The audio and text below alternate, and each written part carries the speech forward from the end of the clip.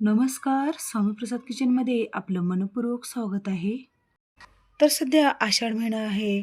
तर या आषाढ महिन्यामध्ये प्रत्येक घराघरामध्ये आषाढ हा तळला जातो. तर आषाढ महिन्यामध्ये वेगळे पदार्थ केले जातात. त्यातीलच एक पदार्थ मी तुमच्यासोबत शेअर करणार आहे. ते म्हणजे गूळ घालून केलेल्या गव्हाच्या पिठाच्या खुसखुशीत पुऱ्या करणार आहोत. तर ही रेसिपी पारंपरिक पद्धतीने केलेली आहे. तर कधी-कधी काय होतं ना, गुळाचं प्रमाण कळत नाही, पिठाचं प्रमाण कळत नाही. कधी गूळच जास्त होतो किंवा पिठाचं प्रमाण जास्त होतं आणि पुऱ्या गोडही होत नाही. तर आज आपण ते सर्व लक्षात ठेवून एकदम खुसखुशीत आणि एकदम चविष्ट आणि पौष्टिक आपण इथे हे गूळ घालून केलेली गव्हाच्या पिठाची खुसखुशीत पुरी बघणार आहोत. तर ही रेसिपी एकदम साध्या आणि सोप्या पद्धतीमध्ये केलेली आहे. तर रेसिपी आवडली तर एक लाईक नक्की करा. जर चॅनलवर नवीन असाल तर सबस्क्राईब करा आणि बाजूची बेल घंटा नक्की क्लिक करा. चला तर मग वेळ न घालता आपण रेसिपीला सुरुवात करूया. तर सगळ्यात पहिल्यांदा आपल्याला गव्हाच्या पिठाच्या खमंग आणि खुसखुशीत पुऱ्या बनवण्यासाठी खिसून घेतलेला 1 वाटी गूळ घेतलेला आहे.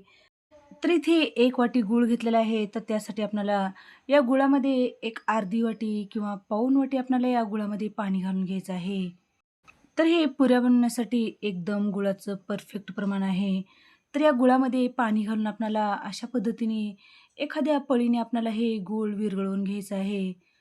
जर आपल्याला हे झटपट आणि लवकर जर गूळ विरघळवून घ्यायचं असेल, तर थोडंसं गॅसवरती हे कढई ठेवायचं आहे आणि आपल्याला चमच्याने अशा पद्धतीने सतत आपल्याला हे ढवळून घ्यायचं आहे. म्हणजे एकदम 2 ते 3 मिनिटामध्ये हा छान गूळ विरघळला जातो. गूळ विरघळत असताना आपल्याला गॅस मोठाच करून विरघळायचा आहे. कारण आपल्याला या गुळाला जास्त उकळी आणायची नाही. फक्त गूळ विरघळेपर्यंतच आपल्याला अशा पद्धतीने चमच्याने ढवळून घ्यायचं आहे. तर बघू शकता एक 2 ते 3 मिनिटामध्ये आपण अशा पद्धतीने सतत हे गूळ ढवळून घेतल्यामुळे आपला हा गूळ विरघळला गेलेला आहे. तर यामधला गूळ विरघळल्यानंतर आपल्याला गॅस बंद करून घ्यायचा आहे आणि आपल्याला हे गुळाचं पाणी थंड करून घ्यायचं आहे. तर इथे आपण लगेचच हे पुरी बनवण्यासाठी पीठ मळून घ्यायचं आहे. त्यासाठी इथे आपण ज्या वाटीने गूळ मोजून घेतला होता, त्याच वाटीने इथे एक 2.5 वाट्या इथे गव्हाचं पीठ घेतलेलं आहे. तर गव्हाचं पीठ घेत असताना आपल्याला अजिबात चाळून घ्यायचं नाही. न चाळताच आपल्याला हे गव्हाचं पीठ घ्यायचं आहे. गव्हाच्या पिठाच्या कोंड्यामध्ये किंवा चोथ्यामध्ये खूप जास्त फायबर असतात, म्हणून आपल्या शरीराला ते खूप लाभदायक आहेत. म्हणून गव्हाचं पीठ न चालता घ्यायचं आहे. तर इथे आपण ज्या वाटीने गव्हाचं पीठ घेतलं होतं आणि गूळ घेतलं होतं, त्याच वाटीने आपल्याला यामध्ये एक अर्धी वाटी आपल्याला चणा डाळीचं पीठ घालून घ्यायचं आहे. जर तुम्हाला या ठिकाणी डाळीचं पीठ घालायचं नसेल, तर तुम्ही या ठिकाणी एक 4 चमचे तुम्ही बारीक रवा घालून घेतलात, तरी पण त्याच्या पुऱ्या पण छान खुसखुशीत होतात. पण बेसन घातल्यामुळे पुरीला चव अगदी छान येते, म्हणून मी या ठिकाणी बेसनचं पीठ घालून घेतलेलं आहे. त्याचसोबत आपल्याला या पिठामध्ये 1-2 चमचे बडीशोपची पावडर घालून घ्यायचं आहे. बडीशोप घातल्यामुळे आपल्या पुरीला चव अगदी छान येते आणि कोणत्याही गोडाच्या पदार्थाला 2 चिमूट मीठ घातल्यामुळे आपल्या गोडाच्या पदार्थाला चव अगदी छान येते. तर हे सगळे जिन्नस घालून आपल्याला या पिठामध्ये छान मिक्स करून घ्यायचं आहे. तर इकडे गॅसवरती एक तडका पॅन घेतलेला आहे आणि त्या तडका पॅनमध्ये एक 2 चमचे तेल घालून घेतलेलं आहे. आपल्याला हे तेल छान कडकडीत गरम करून घ्यायचं आहे आणि हे कडकडीत तेलाचं मोहन आपल्याला पिठामध्ये घालून घ्यायचं आहे. जर या ठिकाणी तुम्हाला जर तेल घालायचं नसेल, तर तुम्ही तुपाचं मोहन पण घातलात, तरी पण ह्या पुऱ्या एकदम खुसखुशीत आणि छान होतात. अशा पद्धतीने तेलाचं मोहन घातल्यामुळे आपल्या पुऱ्या एकदम खुसखुशीत आणि कुरकुरीत होतात. म्हणून आपल्याला पिठामध्ये तेलाचं मोहन घालून घ्यायचं आहे. आणि हे तेलाचं मोहन घातल्यावर आपण पटकन या पिठामध्ये हात घालायचा नाही. अशा पद्धतीने चमच्याने आपल्याला या पिठामध्ये हे तेल छान मिक्स करून घ्यायचं आहे आणि हे तेल थोडंसं कोमट झाल्यानंतर आपल्याला अशा पद्धतीने हाताने हे तेलाचं मोहन आपल्याला या पिठाला छान चोळून लावायचं आहे. तर हे तेलाचं मोहन आपल्याला प्रत्येक पिठाच्या कणाकणाला आपल्याला अशा पद्धतीने चोळून लावायचं आहे. ही एक खूप महत्त्वाची टिप्स आहे, कारण आपण या पिठामध्ये तेलाचं मोहन घातल्यामुळे आपल्या पुऱ्या एकदम खुसखुशीत होतात. म्हणून अशा पद्धतीने तेलाचं मोहन या पिठाला चोळून लावायचं आहे. तर बघू शकता एक 2 ते 3 मिनिटं आपण या पिठाला छान चोळून हे तेलाचं मोहन लावून घेतलेले आहे. पिठाचा मुटका झाला म्हणजे आपले एकदम परफेक्ट आपले हे तेल पिठाला लागलं गेलेलं आहे. तर इकडे आपलं जे गुळाचं पाणी थंड करण्यासाठी ठेवलं होतं, ते गुळाचं पाणी पण थंड झालेलं आहे. तर हे गुळाचं पाणी आपल्याला थोडं-थोडं करून आपल्याला या पिठामध्ये घालून घ्यायचं आहे. गुळामध्ये छोटा-मोठा कचरा असतो किंवा काड्या असतो म्हणून आपल्याला हे गुळाचं पाणी आपल्याला चाळणीने गाळून घ्यायचं आहे. तर या पिठामध्ये थोडं-थोडं करून आपल्याला हे गुळाचं पाणी घालून घ्यायचं आहे आणि आपल्याला चपाती मळतो त्यापेक्षा घट्टसर आपल्याला या पिठाचा गोळा मळून घ्यायचा आहे. तर हे पीठ मळत असताना आपल्याला हे थोडंसं कोरडं वाटत आहे म्हणून आपल्याला उरलेलं गुळाचं पाणी आपल्याला चाळणीने गाळून घालायचं आहे. जसं लागेल तसं थोडं-थोडं आपल्याला यामध्ये गुळाचं पाणी घालून घ्यायचं आहे. तर बघू शकता आपण जेवढं गुळाचं पाणी करून घेतलं होतं ते सर्वच पाणी आपण या पिठामध्ये घालून घेतलेलं आहे. तर हे गूळ घालून आपल्याला पीठ मळत असताना या पिठाला इतर पिठापेक्षा जास्त जोर लावून आपल्याला हे पिठाचा गोळा मळून घ्यायचा आहे. तर बघू शकता आपण अशा पद्धतीने हे गूळ घालून मस्त हे पिठाचा छान गोळा बनवून घेतलेला आहे किंवा हे पीठ छान मळून घेतलेलं आहे. आणि आपण जे संपूर्ण जिन्नस वाटीनं मोजून घेतल्यामुळे एकदम परफेक्ट प्रमाणामध्ये आपण हे पीठ मळून घेतलेलं आहे. जेवढं आपण गुळाचं पाणी करून घेतलं होतं, ते सर्व आपल्याला हे गुळाचं पाणी या ठिकाणी हे पीठ मळण्यासाठी लागलेलं आहे. तर बघू शकता आपण अशा पद्धतीने हे पुऱ्या बनवण्यासाठी हे पिठाचा गोळा मळून घेतलेला आहे. तर बघू शकता आपण या पिठामध्ये गूळ घातल्यामुळे आपल्या या पिठाला रंग किती सुंदर आलेला आहे. तर अशा पद्धतीने आपल्याला आणखीन थोडं हे जोर लावून अशा पद्धतीने हे पीठ छान मळून घ्यायचं आहे. तर हे पीठ मळल्यानंतर आपल्याला यावरती झाकण ठेवून एक 10 मिनिटासाठी आपल्याला हे पीठ असं झाकून ठेवायचं आहे. जर तुमच्याकडे टाईम नसेल तर तुम्ही असंच जर हे पुऱ्या पीठ मळून घेतल्यानंतर लगेच केलात तरी पण चालेल.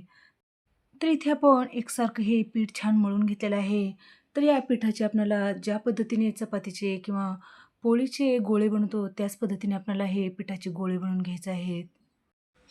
तर इथे आपण जेवढं पीठ घेतलं होतं, त्याचे 3 मोठे-मोठे गोळे झालेले आहेत. तर हा गोळा आपल्याला हातावरती चोळून अशा पद्धतीने याचा छान उंडा बनवून घ्यायचा आहे. तर आपलं पीठ किती सुंदर झालेलं आहे बघा. अजिबात याला चिराही गेलेल्या नाहीत. एकदम मऊसूत आणि सॉफ्ट आपले इथे हे पीठ तयार झालेलं आहे. तर अशाच पद्धतीने उरलेल्या पिठाचे आपण उंडे बनवून घेणार आहोत. तर इथे आपण एक 2 ते 3 या पिठाचे उंडे बनवून घेतलेले आहेत. लगेचच आपण याच्या पुऱ्या करण्यासाठी घेऊया. तर इथे मी एक उंडा घेतलेला आहे आणि पोलपाटवरती आपल्याला बेलण्याने लाटून घ्यायचं आहे. तर नेहमीची आपण जे चपाती, पोळी बनवतो त्यापेक्षा आपल्याला हे जाड चपाती लाटून घ्यायचं आहे. तर हे चपाती लाटत असताना आपल्याला भाकरी ज्या जाडीची लाटतो त्याच जाडीची आपल्याला हे चपाती लाटून घ्यायचं आहे. तर बघू शकता आपण चपाती ज्या पद्धतीने लाटतो त्यापेक्षा थोडंसं हे जाड चपाती लाटून घेतलेली आहे. तर अशा पद्धतीची आपल्याला हे चपाती लाटून घ्यायचं आहे. तर हे लाटून घेतलेल्या चपातीच्या आपण पुऱ्या बनवून घेणार आहोत. त्यासाठी मी इथे एक डब्बा घेतलेला आहे आणि त्या डब्याने अशा पद्धतीने याच्या पुऱ्या बनवून घेतलेल्या आहेत. तर पुऱ्या तुम्हाला लहान-मोठ्या ज्या आकारामध्ये करून घ्यायचं असेल, त्या आकारामध्ये तुम्ही भांडं घेऊ शकता. तर बघू शकता आपण अशा पद्धतीने एवढ्या पिठाच्या 1, 2 ते 3 पुऱ्या बनवून घेतलेल्या आहेत. तर याचं कडचं पीठ काढून टाकायचं आहे आणि आपल्याला या पुऱ्या एका प्लेटमध्ये काढून ठेवायच्या आहेत. तर बघू शकता आपण हे पुऱ्या थोड्याशा जाडच ठेवलेल्या आहेत. तर अशा पद्धतीच्या आपल्याला हे पुऱ्या बनवून घ्यायच्या आहेत. तर अशाच पद्धतीने उरलेल्या पिठाच्या सगळ्याच आपल्याला पुऱ्या बनवून घ्यायच्या आहेत. तर इथे मी सगळ्याच पिठाच्या पुऱ्या बनवून घेतलेल्या आहेत. तर हे पुऱ्या तळण्यासाठी गॅसवरती कढईमध्ये तेल गरम करण्यासाठी ठेवलेलं आहे. तर इथे आपलं हे पुरी तळण्यासाठी छान तेल गरम झालेलं आहे. तर या तेलामध्ये आपल्याला एक पुरी घालून घ्यायचं आहे आणि अशा पद्धतीने झाऱ्याने आपल्याला दुसऱ्या साईडने आपल्याला पुरीवरती तेल घालून घ्यायचं आहे. असं झाऱ्याने तेल घातल्यामुळे आपली हे पुरी एकदम तेलामध्ये टम्म फुगून वर येते. तर बघू शकता आपली एकदम टम्म हे पुरी फुगली गेलेली आहे. तर अशाच पद्धतीने आपल्याला दोन्ही साईडनी छान कुरकुरीत होईपर्यंत आपल्याला हे खुसखुशीत होईपर्यंत हे पुरी तळून घ्यायचं आहे. तर ही पुरी तळण्यासाठी आपल्याला फार जास्त वेळ लागत नाही. 1 ते 2 मिनिटामध्ये हे पुरी छान तळली जाते. तर बघू शकता अशाच पद्धतीने आपल्याला आणखीन उरलेल्या सगळ्याच पुऱ्या तळून घ्यायच्या आहेत. तर या पुरीमध्ये आपण गूळ घातल्यामुळे आपली पुरी थोडीशी ब्राउन कलरमध्ये आलेली आहे. जर तुम्ही या ठिकाणी पुऱ्या तळण्यासाठी जास्तीचं तेल घालत असाल, तर तुम्ही एका वेळी तुम्ही या ठिकाणी 3 ते 4 पुऱ्या या तेलामध्ये घालून तुम्ही त्या पुऱ्या तळू शकता. तर बघू शकता आपण इथे एक-एक करून अशा पद्धतीने सर्वच पुऱ्या आपण तळून घेणार आहोत. तर या पुरीचा कलर किती सुंदर आलेला आहे बघा. एकदम मस्त खुसखुशीत. आपली इथे हे गूळ घालून केलेली गव्हाच्या पिठाची पुऱ्या बनवून तयार झालेली आहेत. तर अशाच पद्धतीने मी इथे हे सर्वच पुऱ्या छान तळून घेतलेल्या आहेत.